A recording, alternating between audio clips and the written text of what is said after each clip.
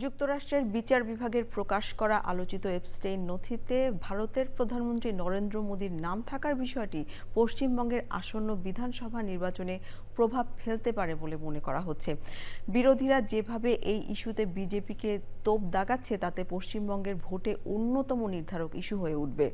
এছাড়া এপস্টেইন বিতর্ক বিজেপি বিরোধীদের হাতে একটি অতিরিক্ত রাজনৈতিক অস্ত্র তুলে দিয়েছে, যা নির্বাচনী প্রচারের উত্তাপ বাড়াতে পারে। জাকিয়া আক্তারের এক্সপ্লেইনারে দেখুন বিস্তারিত। মার্কিন বিচার বিভাগের প্রকাশ করা কুখ্যাত যৌন নিপীড়ক অ্যাপস্টাইনের গোপন নথি কি নরেন্দ্র মোদী বিজেপির জন্য কাল হয়ে উঠছে? ইসরায়েলে গিয়ে ডোনাল্ড ট্রাম্পের মনোরঞ্জন করতে নরেন্দ্র মোদীর নাচের খবর বিরোধীরা কিভাবে লুফে নিচ্ছে? এপ্রিলে পশ্চিমবঙ্গের বিধানসভা নির্বাচনে কি প্রভাব পড়বে? পড়লে কি ধরনের প্রভাব পড়তে পারে? চলুন জেনে নেই বিস্তারিত। অ্যাপস্টাইনের নথি নিয়ে নরেন্দ্র মোদীর বিরোধীরা ইতিমধ্যেই রাজনৈতিক আক্রমণ শুরু করে দিয়েছেন। কংগ্রেস নেতা জয়রাম রমেশ বলেছেন, মার্কিন সরকারের প্রকাশিত নথিতে নরেন্দ্র মোদীর নাম একাধিকবার এসেছে, অনেক প্রশ্ন এখনো রয়ে গেছে। কংগ্রেস নেতা পবন খেরা লিখেছেন, এটা জাতীয় লজ্জা। পশ্চিমবঙ্গের শাসক দল তৃণমূল কংগ্রেস এক্স পোস্টে বলেছেন, অ্যাপস্টাইন ফাইলসে প্রধানমন্ত্রীর নাম জড়ানো বিশ্বের দরবারে দেশের অপমান। যদি অভিযোগের সামান্যতম সত্যতা থাকে, প্রধানমন্ত্রীকে স্বচ্ছভাবে জবাব দিতে হবে। বিশ্লেষকরা বলছেন, তৃণমূল ও কংগ্রেস চাইছে অ্যাপস্টাইন বিতর্ককে নৈতিকতা ও জাতীয় মর্যাদার প্রশ্ন হিসেবে তুলে ধরতে। বিশেষ করে শহুরে ও সোশ্যাল মিডিয়ার সচেতন ভোটারদের মনে প্রশ্ন তুলতে চাইছে তারা। কিন্তু এই বিতর্ক ভোটের ফল পুরোপুরি না বদলালেও পশ্চিমবঙ্গের ভোটে অন্যতম নির্ধারক ইস্যু হয়ে উঠবে।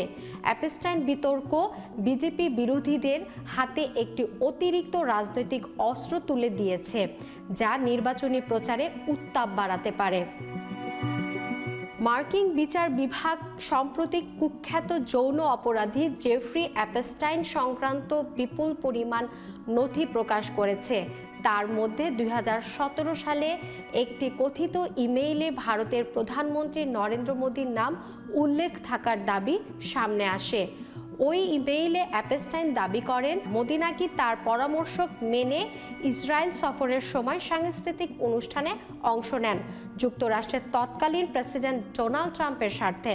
অ্যাপস্টাইনের ভাষায় ইট ওয়ার্কড, অর্থাৎ পরিকল্পনাটি সফল হয়েছিল।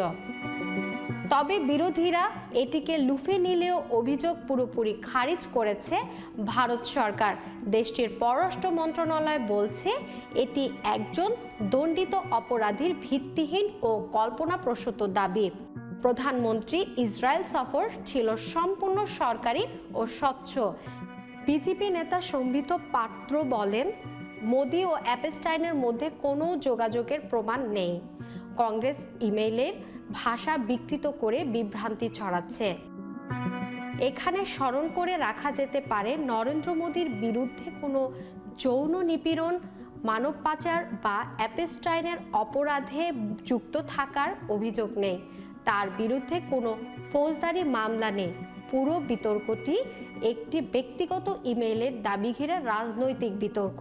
সব মিলিয়ে অ্যাপস্টাইনের নথি পশ্চিমবঙ্গের ভোটের সমীকরণ বদলাবে কিনা তা সময় বলবে। তবে এই বিতর্ক যে নির্বাচনের আবহকে রাজনৈতিক চাপ ও তর্ক বাড়াতে পারে তা নিশ্চিত।